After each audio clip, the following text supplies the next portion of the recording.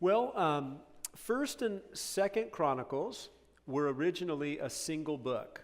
They, like Samuel and like Kings, were divided when the Old Testament was translated into Greek in the 3rd century before Christ.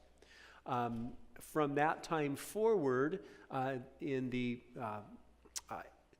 the Christian canon was put together, it was always considered these two separate books. For our purposes tonight, we're going to go back in time and we're going to combine together these two books. Okay, we're going to be covering tonight both 1st and 2nd Samuel. I'm sorry, 1st and 2nd Chronicles, and I'll be referring to it simply as Chronicles.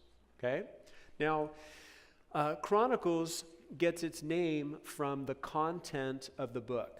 The word chronicle, according to Webster's dictionary, means an historical account of events arranged in order of time.